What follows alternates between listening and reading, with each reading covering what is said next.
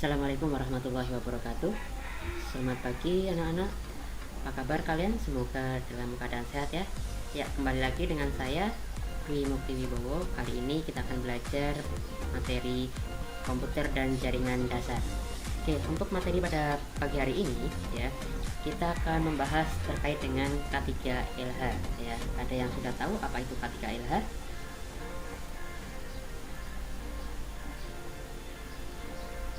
Ya, K3LH itu adalah kesehatan, keselamatan kerja, dan juga lingkungan hidup. Ya, kenapa kita harus belajar materi tentang K3LH? Sepertinya ini adalah materi yang sangat ringan ya.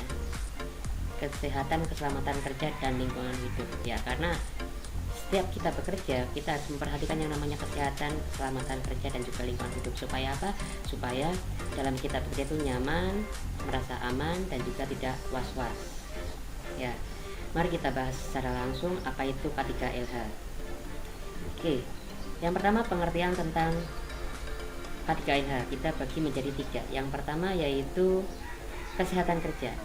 Kesehatan kerja adalah suatu kondisi kesehatan yang bertujuan agar masyarakat pekerja memperoleh derajat kesehatan setinggi-tingginya, baik jasmani maupun rohani, dan juga sosial, dengan usaha pencegahan dan pengobatan terhadap penyakit atau gangguan kesehatan yang disebabkan oleh pekerjaan, lingkungan kerja maupun penyakit umum ya, yaitu kesehatan kerja. Jadi kesehatan ini diperoleh dari ya dengan cara menjaga kondisi tubuh ya dari penyakit ataupun dari lingkungan kerja ya, itu tentang kesehatan kerja. Kemudian yang selanjutnya adalah keselamatan kerja, dapat diartikan sebagai keadaan terhindar dari bahaya selama melaksanakan pekerjaan. Keselamatan kerja merupakan salah satu faktor yang harus dilakukan selama bekerja. Unsur penunjangnya adalah kesadaran dalam menjaga keamanan dan kesehatan kerja, teliti dalam bekerja, serta melaksanakan SOP kerja dengan baik. Jadi, ketika kita bekerja, kita harus menjaga keselamatan diri kita sendiri dan juga keselamatan orang lain. Dengan kita menjaga keselamatan diri kita sendiri, maka kita juga akan berkontribusi untuk menjaga keselamatan rekan kerja kita. Dan apabila kita pun lalai dalam menjaga keselamatan diri sendiri, itu pun akan bisa mencelakakan orang lain ya. Maka dari itu, kita harus selalu menjaga keselamatan diri sendiri. Karena dengan menjaga keselamatan diri sendiri, kita juga akan menjaga keselamatan orang lain di sekitar kita.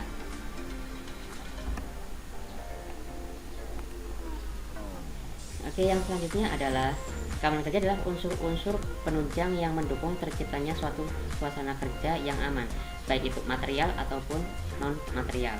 Contohnya untuk yang material ya, itu baju kerja, ada helm, kacamata, sarung tangan, sepatu, dan lain-lain. Karena apa?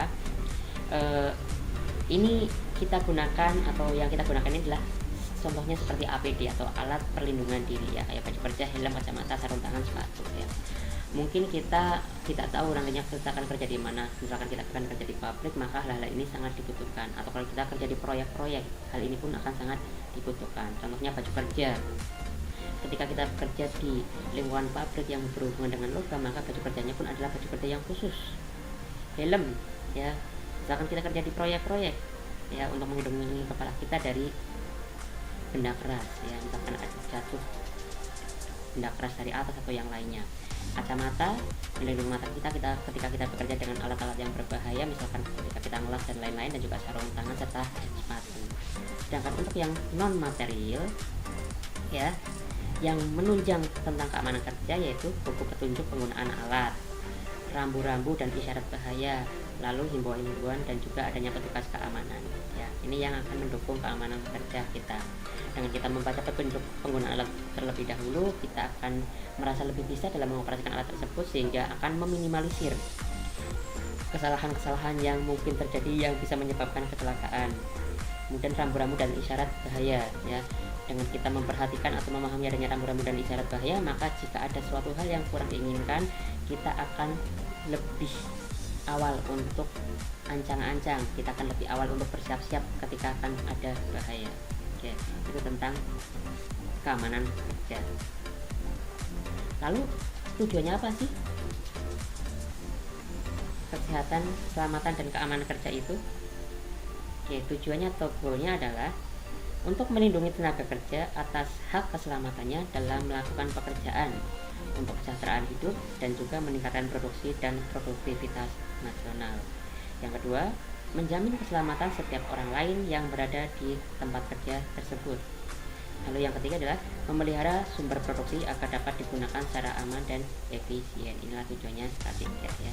Jadi dia itu melindungi para pekerjanya ya atas keselamatannya dan juga dalam melaksanakan pekerjaan supaya hidupnya lebih sejahtera dan dapat meningkatkan produksi dari tempat kerjanya dan produktivitas secara nasional. Dan yang kedua, menjamin keselamatan setiap orang lain yang berada di tempat kerja tersebut ya. Pastinya jika salah satu pekerja aman, yang lain pun akan merasa aman.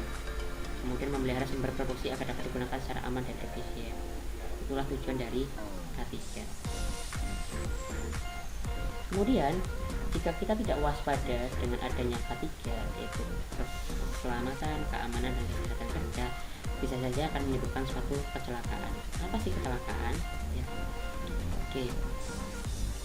Kecelakaan adalah kejadian yang tidak diduga, ya. Kejadian yang tidak diduga, tidak ada unsur kesengajaan dan tidak juga diharapkan, ya.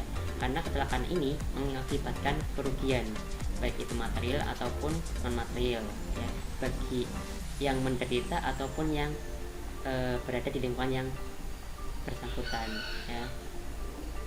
Itulah yang namanya kecelakaan, atau bisa juga disebut sebagai sabotase atau kriminal, merupakan tindakan di luar lingkup kecelakaan yang sebenarnya. Jadi sabotase atau kriminal ini suatu kecelakaan yang sengaja dibuat oleh orang lain untuk mencelakakan seseorang atau mencelakakan suatu kelompok tertentu. Itu juga disebut sebagai kecelakaan. Kemudian kira-kira kerugian apa saja sih yang bisa diakibatkan oleh terjadinya kecelakaan? Ya. Biasanya kita sebut dengan 5K. Apa saja 5K itu? Yang pertama, kerusakan. Kemudian yang kedua, kekacauan organisasi. Yang ketiga adalah keluhan dan kesedihan. Yang keempat adalah kelalaian dan cacat. Dan yang kelima adalah kematian. Ya, inilah akibat terjadinya kecelakaan. Ya, yang pertama kerusakan, jelas. Kalau ada kecelakaan pastinya ada kerusakan, baik itu benda ataupun tubuh kita. Ya, baik itu yang secara langsung berada pada diri kita ataupun lingkungan kita, itu kerusakan yang bisa terjadi, ya. Yang kedua, kekacauan organisasi. Pastinya jika ada kecelakaan akan terjadi kekacauan organisasi. Contohnya seperti apa? Jadi yang tadinya harus berfokus pada pekerjaan utamanya, maka organisasi tersebut akan mengurusi pekerjanya atau pegawainya yang mengalami kecelakaan. Kemudian adanya keluhan dan kesedihan, ya pastinya akan ada keluhan bagi si penderita kecelakaan ataupun si pemilik perusahaan tempat bekerja, ya, dan juga kesedihan baik itu dari yang mengalami kecelakaan itu sendiri, keluarga ataupun institusi yang terkait. Kemudian kelainan dan cacat, ya ini akan dialami oleh si penderita yang mengalami kecelakaan, bahkan fatalnya bisa sampai mengalami kematian. Itulah akibat dari kecelakaan kerja.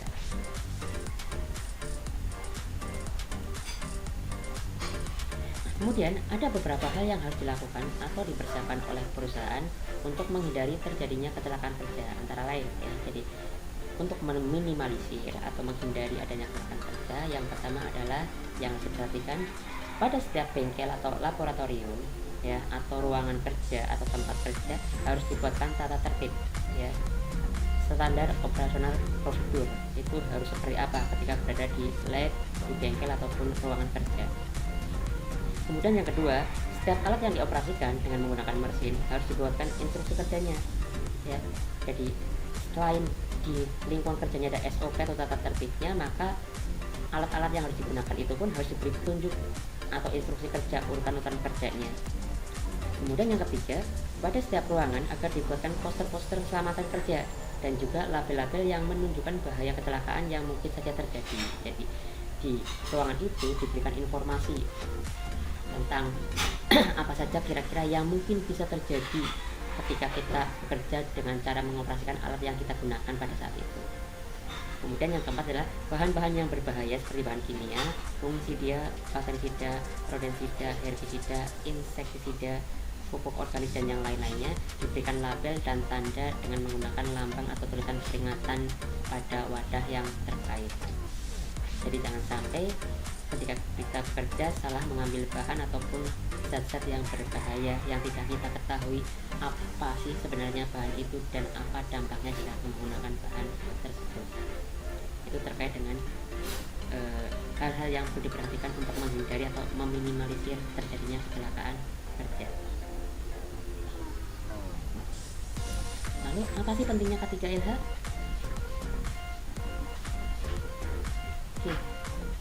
K3LH adalah hal yang sangat penting dalam membangun usaha atau industri. Ya, K3LH merupakan hal penting dalam membangun industri. Pertumbuhan dan pembangunan industri banyak menimbulkan masalah terhadap manusia di setiap negara. Contohnya adalah kecelakaan kerja, bermacam penyakit akibat kerja, dan dampak lingkungan dari adanya industri. K3LH merupakan hal penting bagi pekerja karena pekerja yang menjadi penggerak industri dan posisi kerja adalah industri adalah yang utama dari sistem kerja. Karena tanpa adanya pekerja tidak akan ada hasil industri. Oleh sebab itu, agar industri bisa tumbuh dan berkembang dengan cepat dan baik, maka sistem kerja di setiap industri harus diatur dan dirancang dengan memperhatikan K3LH dan para pekerjanya. Karena setiap pekerja atau buruh mempunyai hak untuk memperoleh perlindungan atas keselamatan, kesehatan kerja, moral, dan kesusilaan, serta perlakuan yang sesuai dengan harkat dan martabat manusia, serta nilai-nilai agama. Jadi, yang namanya K3LH itu sangat penting ya, baik itu bagi pekerjanya ataupun bagi perusahaan. Karena jika terjadi kecelakaan kerja, pekerjanya pasti akan merasa dirugikan, merasa sakit, merasa sedih. Begitu juga dengan perusahaan. Jika banyak karyawan yang merasa atau jika banyak karyawan yang celaka, itu pun akan jadi beban bagi perusahaan karena harus mengobati mereka sampai sembuh dan juga produksi perusahaan akan terhambat. Lalu apa sih yang mendasari tentang K3LH? Jadi dasar hukumnya adalah Undang-Undang Nomor 1 Tahun 1970 tentang Kesehatan dan Keselamatan Kerja. Dalam undang-undang tersebut mengatur tentang keselamatan kerja dalam segala tempat, ya, baik di darat, di dalam tanah, di permukaan air, di dalam air maupun di udara yang berada di dalam wilayah kekuasaan hukum Republik Indonesia. Oke, lalu kita akan masuk ke K3LH yang terkait dengan penggunaan komputer.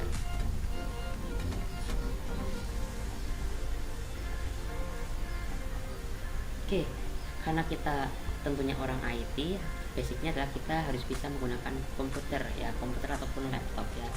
Untuk yang sekarang dalam penggunaan mouse. Oke, kalian bisa perhatikan ya, di sini dalam penggunaan mouse ya, posisi mouse yang betul adalah seperti ini.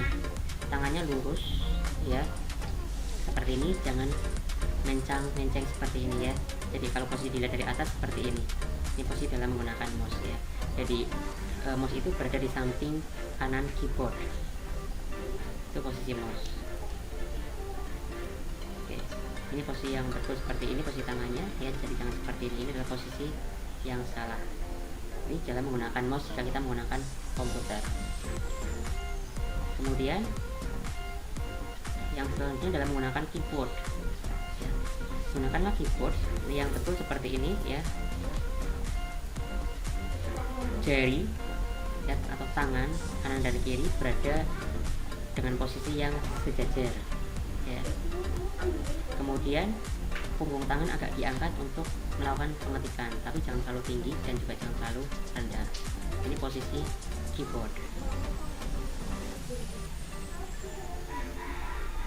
Kemudian dalam penggunaan monitor ya, posisi badan harus tegak lurus.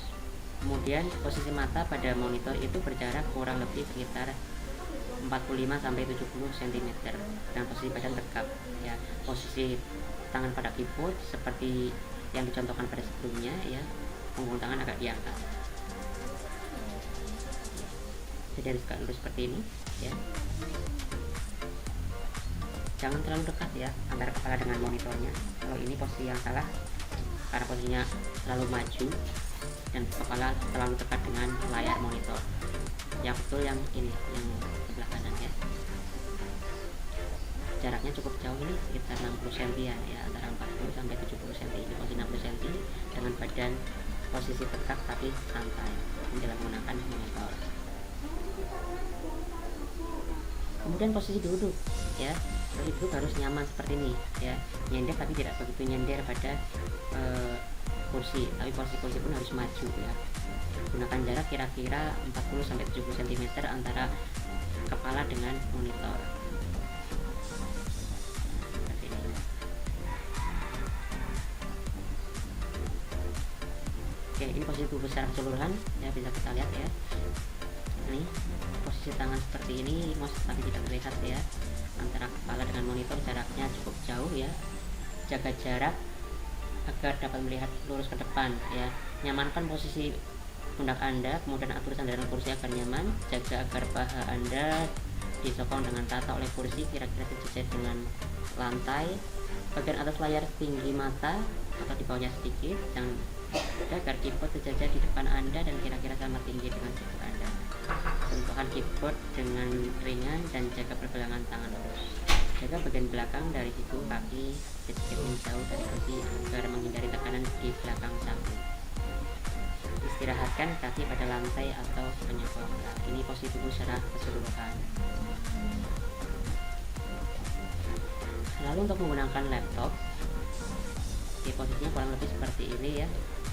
Kalian bisa lihat pada contoh yang ada pada gambar ya, yang betul seperti apa. Nah, ini kalian perhatikan ya. Jadi posisi agak jauh, layarnya agak mundur, posisi badan tegak, posisi keyboard juga, posisi tangan pada keyboard juga hampir sama seperti tadi ya, seperti itu.